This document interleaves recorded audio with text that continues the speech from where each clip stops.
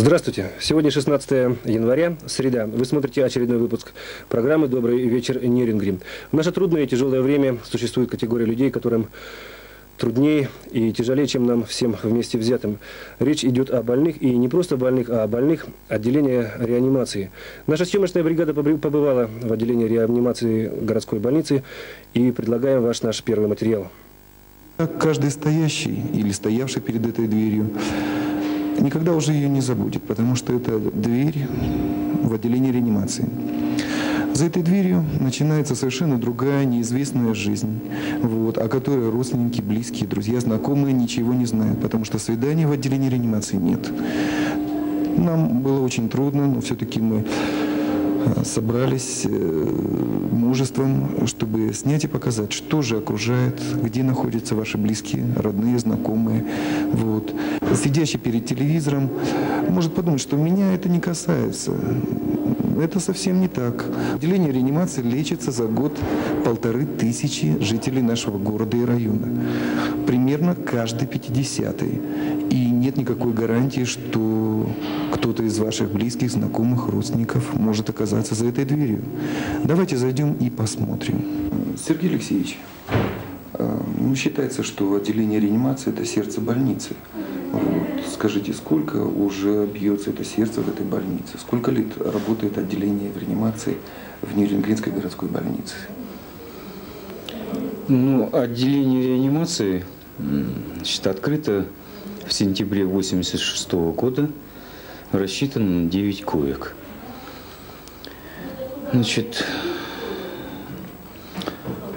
С миру по нитке удалось, собрать, сформировать отделение, набрать штат и начать работать. Но постоянно нас преследуют очень большие сложности в работе. Я их просто по порядку перечислить смогу вам. Первое – это медикаментозное снабжение.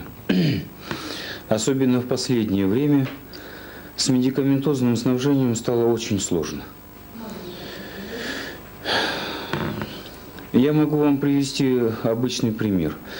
Койка в отделении реанимации стоит 6 рублей 50 копеек в сутки. Возьмем обычный наш антибиотик, который предлагают с аптеки для лечения наших больных, Кефадим. Стоимость его 11 рублей 90 копеек. Для того, чтобы вылечить больного, мы в 2-3 раза превышаем расход денежных средств в месяц. Это проблема. Проблема в оснащении отделения медицинским инструментарием и нашей аппаратурой. Сергей Алексеевич, да. Позвольте, а та аппаратура, которая у вас есть, она у вас устраивает? Та аппаратура, которая существует в отделении, она на сегодняшний день исчерпала свои возможности. Нам крайне необходимы аппараты искусственной вентиляции легких. Нам нужна наркозная аппаратура. Нам нужна следящая аппаратура. То есть та аппаратура, без чего отделение реанимации существовать не может. Сергей Алексеевич, а вы не могли бы осветить такой вопрос?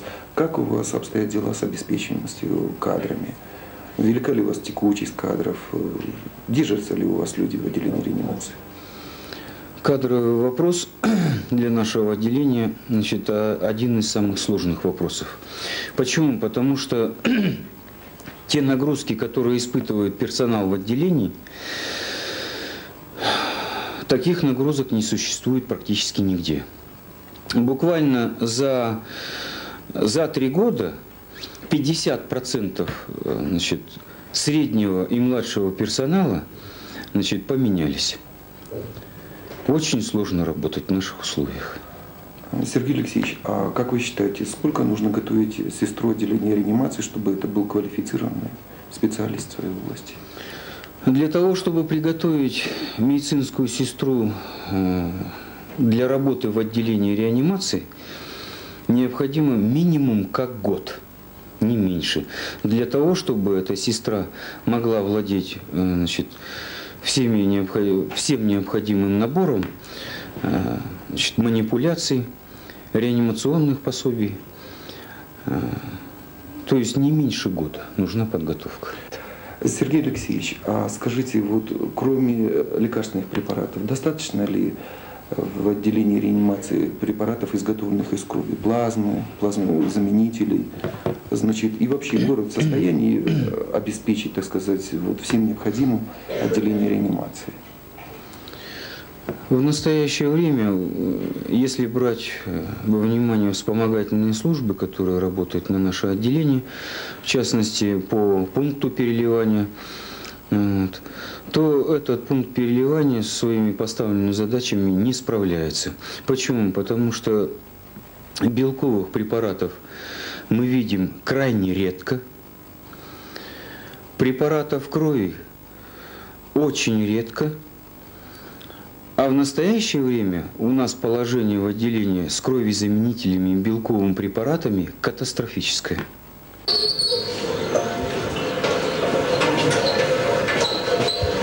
Солжи Бекежанович, скажите, это ваша должностная обязанность?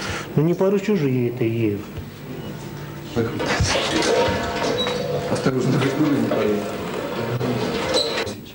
Евгений Васильевич, что случилось с вами? Ну, значит, выполнялся обыкновенный наряд, значит, правда, моим руководством непосредственно. Значит, я механик, являюсь цеха непосредственно на приеме. Вот. Поддерживаю рабочее состояние оборудования. Ну и как на всех советских предприятиях, бывает неурядицы, бывают остановки. В данный момент тут у нас произошла остановка инспектирующими органами Гортехнадзора. Вот. Нужно было время. Простое, люди заинтересованы в простоях. Да я и сам как руководитель заинтересован. Поэтому, значит, принимались экстренные меры по устранению тех замечаний. И в результате, значит, чего получилось, значит, вот обрушение металла в количестве 4 листов. Ну, общий вес составляет где-то около 1800 килограмм. Но если по распределению нагрузки на тело человека, то оно меньше, конечно. Вот. И виновником торжества оказался я сам руководитель. Конечно, я никому в таких случаях не завидую. И вообще, мне вот на будущее всем хочу сказать, чтобы поаккуратнее. Все-таки же надо личную технику безопасности соблюдать в любом случае. Вы себя чувствуете лучше? Да, в данный момент я чувствую хорошо. Врачи относятся здесь очень исключительно хорошо ко мне. Значит, принимают все меры, какие есть. Значит, ну, плюс того, еще своя сила воли. Хочется быстрее в строй войти. Вот, поэтому я, в частности, хочу сказать, что к врачам никаких претензий не предъявляю. Очень они со мной обаятельно относятся. И медицинский персонал, и младший персонал. Больше мне вроде бы и нечего сказать. Только одни благодарности.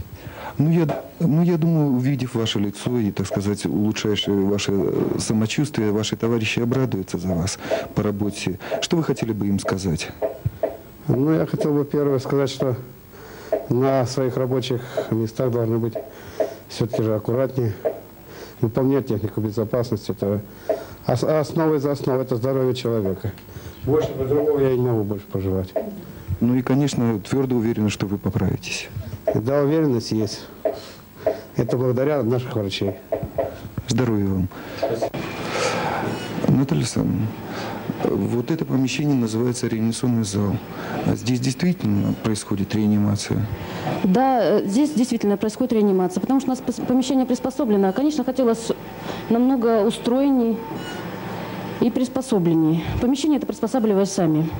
Здесь у нас и процедурный кабинет, ну и реанимационным залом является, что, в общем-то, по инструкции и не положено. А реанимационный зал должен быть отдельно. Со следящей аппаратурой, а это все, что у нас есть. Дыхательная аппаратура, очень старая. Но следящая-то практически только по палатам.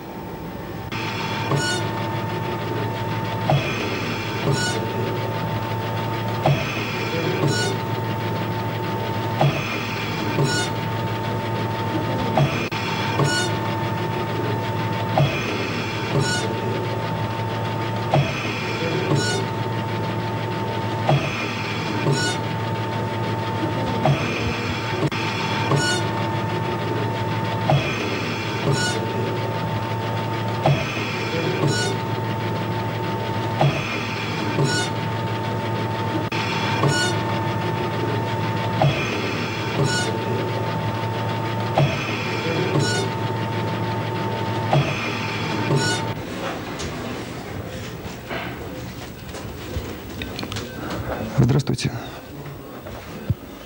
Как вы себя чувствуете? Хорошо. Итак, приоткрылась еще одна дверь, и мы увидели, что же за ней происходит. Зрелище, нужно сказать, не совсем хорошее или красивое, зрелище тяжелое. И самое главное, что оно, как в капле воды, отражает всю болезнь нашего здравоохранения и вообще нашей социальной сферы.